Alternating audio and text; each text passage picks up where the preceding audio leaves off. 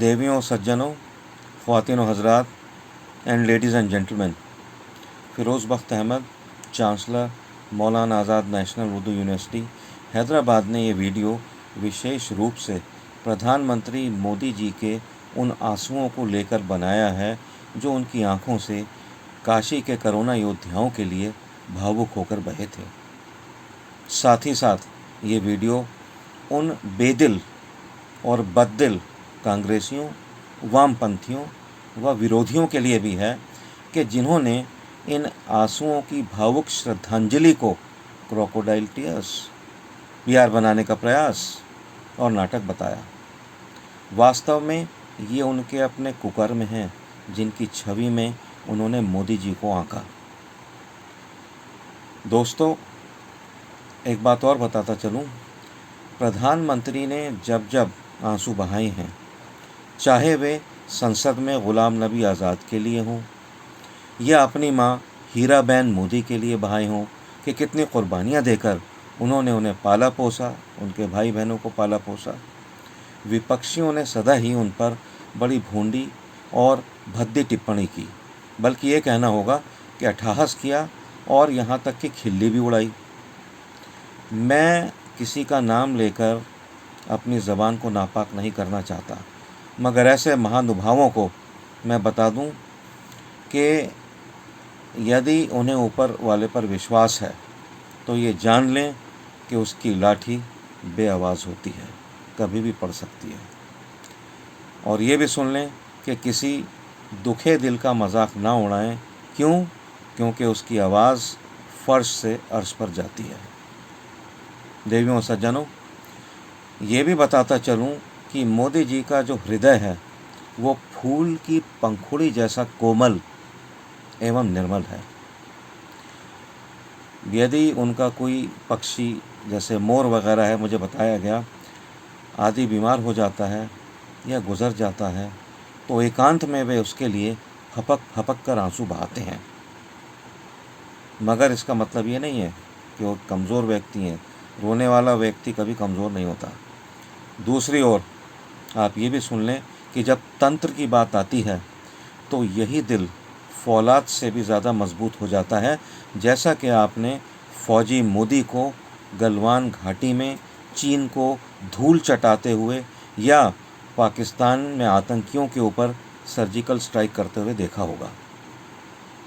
दोस्तों, एक बात मैं कहने जा रहा हूँ, थोड़ी कड़वी बात है, बुरी तो लगेगी, मगर फिर भी सभी मोदी विरोधियों से एक प्रश्न पूछना चाहता हूँ।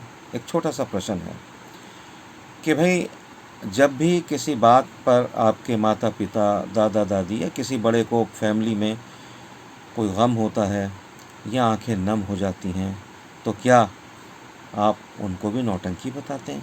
माफ़ कीजिए, मैं ऐसा पूछना नहीं चाह रहा था, लेकिन जब आप मोदी जी के लिए ऐसा सोचते हैं तो पूछना पड़ेगा। आपकी आंखें भी तो कभी नम होती होंगी, आंसू आते होंगे।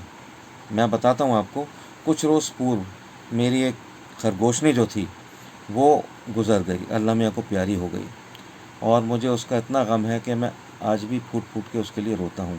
नमाज़ पढ़ता हूँ तो नमाज में उसकी याद आ जाती है, तब भी ज़ारो क़तार में रोता हूँ। ये दिल है भाई, ये पत्थर नहीं है। और एक बात और सुन लीजिए, मोदी जी का मन तो इतना कोमल है कि वे तो अपने कट्टर विरोधियों के साथ भी बड़ा नरमी का बर्ताव करते हैं। आपको याद होगा कि एक बार ऑनरेबल केजरीवाल जी ने उन्हें मानसिक रूप से असंतुलित बता दिया था। आप सोचते होंगे मोदी जी ने उसका क्या बदला लिया। उसका बदला मोदी जी ने उनकी पुरानी खांसी का बेंगलुरु में एक बड़े अच्छे इंस्टीट्यूशन से इलाज करा कर दिया था। ये है मोदी। ऐसे सूफियाना और फरिश्ता सिफत व्यक्ति के दिल को दुखाकर विपक्षी खुदा के कहर को दावत दे रहे हैं। माफ़ कीजिए, सख्त ज़बान है लेकिन सच्चाई है। देवियों, सज्जनों,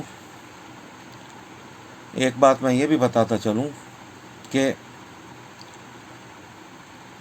मतलब क्या मैं इसको कैसे कहूँ। हो सकता है कि आप मुझे जो मैं बात कहने जा रहा हूँ मुझे आप कहें कि मैं मोदी भक्त हूँ, मैं इब्नुल वक्त हूँ, या मैं कुछ भी हूँ, या अल्लाह का भक्त हूँ, लेकिन कहूँगा ज़रूर, अच्छी लगे या बुरी लगे आपको। एक बात समझ लीजिए, मोदी जैसा हम्म, मोदी जैसा दमदार, दिलदार, जानदार, शानदार, वज़ादार, सेवादार, वफादार, कामदार और सबसे अधिक ईमानदार प्रधानमंत्री सदियों में, क़र्नों में बस एक बार ही आता है। उसकी कदर करो, उसकी सेहत और लंबी उम्र की दुआ करो। एक बात और कह दूं, जो आपको करना है करिए, और आप करते चले आ रहे हैं, दुनिया जानती है।